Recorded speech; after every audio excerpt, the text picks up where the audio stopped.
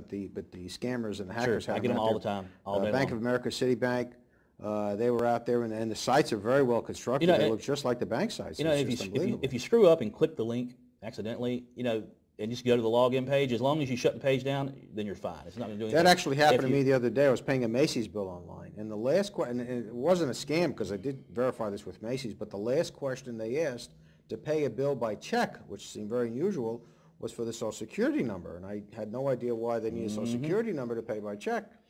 And so I shut down the page just like you suggested. Then I called up Macy's, and they said, no, we asked that question. I said, why? Nobody else asked that. I never had to do that before. I thought that was kind of strange. Yeah, I would definitely, that would raise flags with me. Yeah. I would never, ever enter my Social I just Security shut number. the page down. I didn't investigate any further. You know, if you do, and I got caught one time. I had eBay phishing scam, and I accidentally logged into a page that wasn't. Yeah. What you need to do is, as soon as you recognize you've done that, you need to go in to the real site and change your password immediately, and then contact the website and make sure that your data is secure. How did you know you got caught? Because I realized it as soon as I clicked the button, and it didn't log me into eBay. It went to some other site. Other site, yeah. Yeah, so you just have to be real careful how you use that mouse. Yes. What about getting paid for surveys?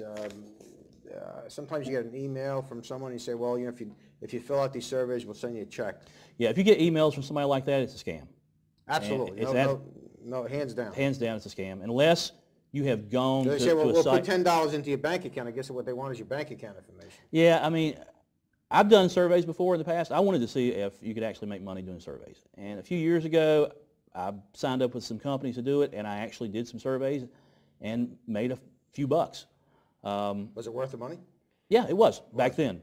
Now, today, I think now it's so oversaturated that there's very few real survey companies out there that will send you good surveys to do. There is, there's a couple out there that are probably legitimate, but most of them are just scams. And most of them are just trying to get your email address so they can spam you. What about the economy being the way it is? Do you see a lot of overseas people buying products from the United States merchants? More and more. Really? With the weak dollar, I'm seeing more and more international customers, yes. That's interesting. So they're buying our products. Sure. Even though we don't have much to sell, and they're buying our products. Oh, yeah. That's another problem. What about just overall, again, because of the economy, that's really the theme of our show, is how to make some extra money in this economy. You're seeing more internet-based businesses opening up. Yes, I do. I see more people that are wanting to start their own website and do something, and most people just don't know which direction to go, I think is the problem. So they just have to decide again, going back to the market situation, you have to decide what the market is, where your product will sell, what product will sell in the available market. Right. Yes. And that's funny because a lot of people have these passions. They may have animals or dogs or cats, and they have these products. My wife wanted to actually do something like that. And I said, well, you have to see what the market is. And then, everybody, we checked into the market, and everybody else was doing it, so really it was kind of saturated. Too much competition. There's too much competition, exactly right. What about on some of these websites I've been on, they have these very lengthy sales sheets. They go on and they go on, and maybe over 1,000 words, and they're trying to sell your product. Do you feel they're necessary to sell a product? Sure. If the product's legitimate, it does what it says it's going to do, then the more copy you have, then the more information that you can get from it. So I don't have a problem with long. It's called long copy sales letters. I don't have a problem with those. But don't people get frustrated at reading those long letters and saying, well, do we really want to read this whole thing? If they're really interested in the product, they will read everything you got on. Is that right? Oh yeah, That's they sure right. will.